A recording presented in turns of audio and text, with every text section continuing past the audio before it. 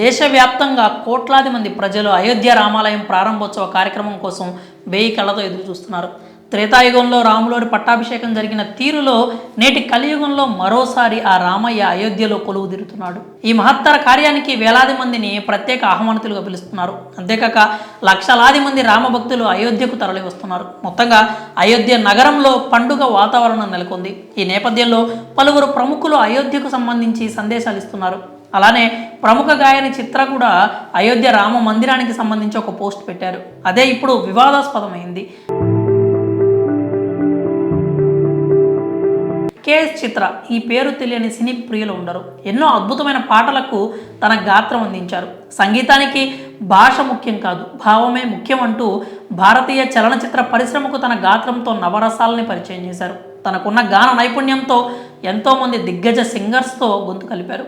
ఆమె అనేక భాషల్లో దాదాపు 25,000కు పైగా పాటలు పాడారు. సౌత్ ఇండియాలోనే కాకుండా నార్త్లోనూ తన పాటలతో సంగీత ప్రియుల మనస్సుల్లో స్థానం పొందారు. ఇక అయోధ్యలో రామ మందిరం ప్రారంభోత్సవం వేళ చిత్ర ఓ సందేశం విడుదల చేశారు. అయోధ్య రామ మందిర ప్రతిష్టాపన కార్యక్రమ సమయంలో ప్రజలు రాముడి శ్లోకాలు జపించాలని ఆ సందేశంలో పేర్కొన్నారు. 2 రోజుల క్రితం సోషల్ మీడియా వేదికగా చిత్ర ఓ వీడియో పోస్ట్ చేశారు. ప్రతి ఒక్కరూ పవిత్ర కార్యక్రమం జరిగేటప్పుడు మధ్యాహ్నం 12:20 శ్రీరామ జయ రామ జయ జయ రామ మంత్రాన్ని జపించండి. అదే రోజు సాయంత్రం ప్రజలు తమ ఇళ్లల్లో 5 ఒత్తుల దీపాలను వెలిగించండి.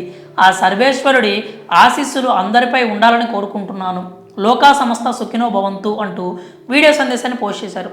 అయితే దీనిపై సోషల్ మీడియాలో పెద్ద చర్చ జరుగుతోంది. ఓ వర్గం నెటిజన్లు ఆగ్రహం వ్యక్తం చేస్తున్నారు. ఆమె చర్యల్ని వారు తీవ్రంగా విమర్శిస్తున్నారు. ఇలాంటి సందేశాలు ఇవ్వడం ద్వారా ఆమె రాజకీయ నేతగా వ్యవహరిస్తున్నారని అభిప్రాయపడ్డారు.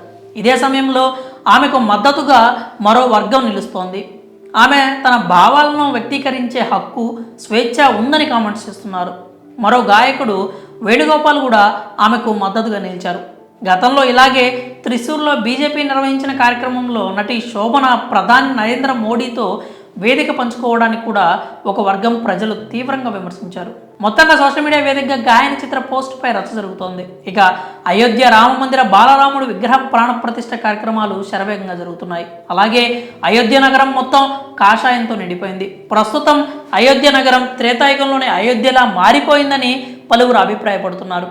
రాములోని ప్రాణప్రతిష్ఠ కార్యక్రమానికి ప్రధాని నరేంద్ర మోదీ ముఖ్య అతిథిగా హాజరవుతున్నారు. అంతేకాక ఈ కార్యక్రమానికి దేశవ్యాప్తంగా 7,000 మంది ప్రముఖులకు కూడా ఆహ్వానం అందింది. ఈ బృహత్తర వేడుకతో అయోధ్యలో పూర్తిగా పండుగ వాతావరణం ఏర్పడింది. యోగి ఆదిత్యనాథ్ సర్కార్ అయోధ్య వ్యాప్తంగా కట్టుదిట్టమైన భద్రతను ఏర్పాటు చేసింది. మరి గాయని చిత్ర ఇచ్చిన సందేశంపై విమర్శలు రావడంపై మీ అభిప్రాయాలను కామెంట్స్ రూపంలో తెలియజేయండి.